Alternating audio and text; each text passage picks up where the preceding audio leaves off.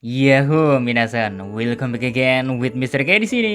Kali ini Mr. K kembali bawain lagi konten 3N, ngobrol ngalor ngidul. Sebuah konten di mana Mr. K bisa bahas apapun, pokoknya bebas lah. Wong namanya juga ngalor ngidul kan. Terus pembahasan kali ini masih di chapter terakhir kemarin yaitu 1017 yang nunjukin momen utama pingsan lagi tapi kekuatannya masih aktif. Ngebuat Mr. K gatel pengen ngomongin kekuatan buah iblisnya. So without ngenteni lang-lang again, mari kita konten 3N ngobrol ngalor ngidul. Let's go! Teka-teki kekuatan misterius milik bocah kecil yang sempat diragukan perannya di Perang Besar Onigashima ini semakin menjadi tanda tanya besar setelah kita diperlihatkan Tama yang kembali lagi pingsan. Namun kekuatan buah iblis miliknya tetaplah berfungsi. Sedikit penjelasan lagi tentang kemampuan buah iblis Tama ya, yang pada intinya Tama memiliki kemampuan untuk menjinakkan hewan buas dengan menggunakan kibi danggonya. Dan gak hanya berlaku pada hewan, ternyata kekuatan Tama bisa digunakan pada anak buah Kaido yang telah makan buah iblis Smile. Tentunya spesifik ke yang telah berhasil alias kemampuan Tama efektif pada gifter.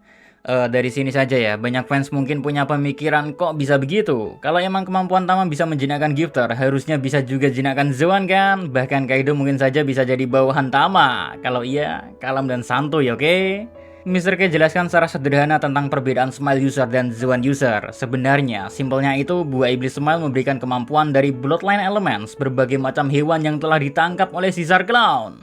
Dalam bahasa gaul kedokteran, mungkin bisa dibilang Caesar Clown mengekstrak DNA berbagai macam hewan buas ke dalam buah iblis Smile buatannya, sehingga buah iblis Smile bisa ngasih kekuatan hewan dan secara gak langsung ngebuat manusia yang makan buah iblis tersebut jadi punya DNA hewan juga pada dalam dirinya. Tolong dicatat DNA hewan ya, sedangkan kalau pengguna buah iblis Zoan, mereka sebenarnya tidak memiliki bloodline elemen dari hewan. Namun pengguna Zoan memiliki kemampuan untuk berubah menjadi suatu spesies tertentu, alias hanya mengadaptasi kekuatan dari suatu spesies, entah itu spesiesnya ada di bumi, atau ada di langit, atau yang ada di legenda. Jadi buat fans One Piece yang sebelumnya berpikir kalau Kaido bisa dijinakkan hanya dengan kemampuan buah iblis Tama, bisa Mr. K beri jawaban ya, pemikiran tersebut salah total. Karena Kaido pada dasarnya tetaplah seorang manusia. Nihonko cuma ngadopsi kekuatan dan perubahan dari Zoan ikan.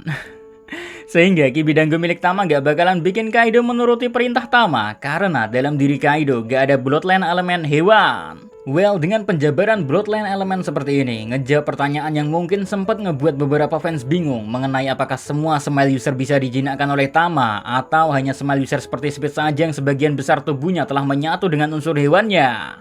Soalnya ada juga beberapa Smile User yang mendapatkan kekuatan seperti Holdem yang memiliki tambahan kepala singa di perutnya dan punya kesadaran yang berbeda antara si Holdem dengan singanya.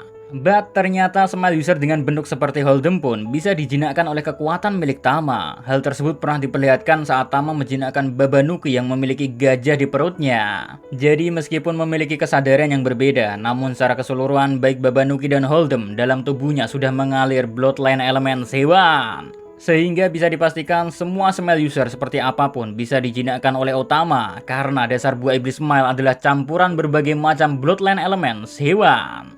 So, gak perlu bingung lagi masalah sasaran kekuatan buah iblis Tama oke? Malah yang harus dipikirin sebenarnya adalah apakah kemampuan buah iblis Tama berpengaruh pada Momonosuke? Mengingat Momo memakan buah iblis buatan Dr. Vegapunk, dan seperti yang kita tahu sendiri, Dr. Vegapunk dalam pembuatan buah iblisnya sendiri tak memakai bloodline elemen hewan, melainkan langsung memakai bloodline elemen milik Kaido yang sudah makan Zoan ikan.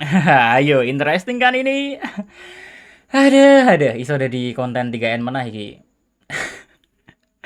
Back to topic buah iblis Tama. Membahas tentang rasa penasaran selanjutnya tentang apakah kemampuan penjinakan Tama ini memiliki waktu yang permanen atau bagaimana. Soalnya kalau kita ingat-ingat kembali di arc Dressrosa, Sugar yang merupakan anak buah Doflamingo kehilangan efek kekuatannya jika pingsan. Namun ada juga contoh lain di arc Whole Cake Island, Big Mom yang memiliki kemampuan memberikan jiwa ke objek mati atau memindahkan jiwa ke objek mati, terus gak kehilangan efek kekuatannya meski kesadarannya hilang. Bahkan dalam kasus Big Mom, bukan hanya kesadarannya saja yang hilang, tapi sampai ingatannya pun di arc Wano sempat hilang untuk sementara waktu, tapi tetap saja kemampuan buah iblisnya masih bekerja. Nah, dari sini timbul pemikiran Mr. K yang cukup menarik. Kalau dilihat secara teliti, ketiga wanita ini ya, baik Big Mom, Sugar, dan Tama memakan jenis buah iblis yang sama, yaitu Paramecia. Tapi kenapa yang satu kehilangan efek kemampuannya saat gak sadarkan diri, sedangkan yang lain enggak? Jawaban ngawurku mungkin berada di kemampuan dari masing-masing buah iblisnya mereka. Contohnya kemampuan Sugar yang membuatnya bisa merubah manusia menjadi mainan, lalu manusia tersebut pun akan dilupakan oleh siapapun. Nah, dalam kasus Sugar, manusia tersebut tetap memiliki ingatan di tubuh mainannya. Well, dari sini menjelaskan kalau kemampuan Sugar sebenarnya menyerang kesadaran dan fisik saja. So, wajar kalau Sugar ketika pingsan, manusia yang sudah jadi mainan bisa otomatis kembali ke sedia kala.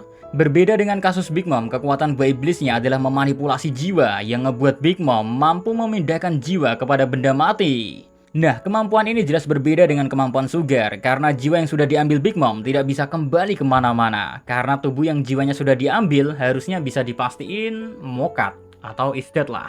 Jadi, meski Big Mom kehilangan kesadarannya, jiwa yang berada pada benda mati tersebut tetaplah berada di sana karena tidak bisa kemana-mana. Hal ini juga dijelaskan oleh Zeus yang terbuat dari bagian jiwa Big Mom pada chapter 1016. Di sana Zeus berkata kepada Nami kalau dirinya gak bisa lepas dari kilematak Nami tanpa kekuatan Big Mom. So, meski Big Mom masih hidup dan Zeus terbuat dari bagian jiwa Big Mom, namun dirinya gak bakal kembali lagi ke Big Mom hanya karena Big Mom kehilangan kesadarannya. Zeus hanya bisa menghilang atau kembali saat Big Mom menggunakan kemampuannya kepada Zeus. Nah, kayaknya hal yang sama juga berlaku untuk kemampuan Tama yang bisa menjinakkan hewan dan Smile User. Jadi meskipun Tama kehilangan kesadarannya, efek kemampuannya tetaplah berpengaruh kepada hewan atau Smile User yang telah memakan Kibidango milik Tama. Ya, ibaratnya mungkin kayak Tama punya hewan peliharaan yang udah dia jinakin. Selama hewan tersebut dirawat dan diberi kasih sayang, harusnya hewan tersebut tetap jinak dan mengikuti apapun dan kemanapun Tama pergi. Seperti yang terjadi pada Komachio yang sangat sayang pada Tama hingga rela melindungi Tama dari bahaya apapun. Atau Hihimaru yang rela menjadi tameng bagi Tama demi menahan Peg One dan ulti. Atau mau contoh dari Gifter, Speed jadi bukti nyata dia rela mati demi Tama saat melindungi Tama dari Kaido. Jadi sepertinya cara untuk membuat hewan atau Smile User tersebut memiliki kesadarannya kembali pasti berhubungan erat dengan kekuatan buah iblis Tama sendiri, guys. Bisa jadi Tama tahu caranya mengembalikan semua makhluk hidup yang telah dijinakkan oleh Kibidangonya. Sama halnya seperti Zeus yang hanya bisa kembali dengan kekuatan Big Mom. Atau mungkin gak ada cara untuk mengembalikan mereka semua yang telah makan Kibidango Tama. Kayaknya sih emang gak ada. Mengingat apa yang kita lihat dalam kekuatan buah iblis Tama murni hanyalah kebaikan semata. Untung Tama ada di pihak Bakasencho. Well, masalah efisiensi dan batas waktu kekuatan buah iblis Tama udah Mr. K bahas kan? Cuma masih ada lagi rasa penasaran tentang gimana kalau Kibidango milik Tama dimakan oleh para suku Mings. Apakah mereka akan terkena efek dari kekuatannya dan menjadi pengikut Tama? Atau bakal kayak gimana? Karena bisa aja udah Sensei tetap memasukkan mereka ke dalam ras manusia. Hal yang sama juga tentang manusia ikan yang apakah dikategorikan sebagai hewan atau bukan. Hal ini masih jadi rasa penasaran mendalam. Karena jujur, Mr. K gak bisa nemuin bahasa ngawur yang tepat. Jadi akan kulupakan saja masalah ini.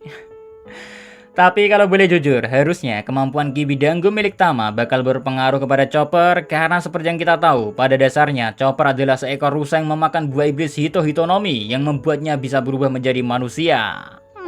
Interesting. Ya, intinya masih banyak misteri yang belum terungkap tentang bagaimana cara kerja dari kemampuan buah iblis milik Tama. Bahkan, nama dari buah iblisnya saja masih belum diberitahukan oleh Oda Sensei. So, mari kita tunggu aja bagaimana kemampuan milik Tama-chan yang sudah berhasil membalikkan keadaan di perang besar Onigashima ini di blow up oleh Oda Sensei.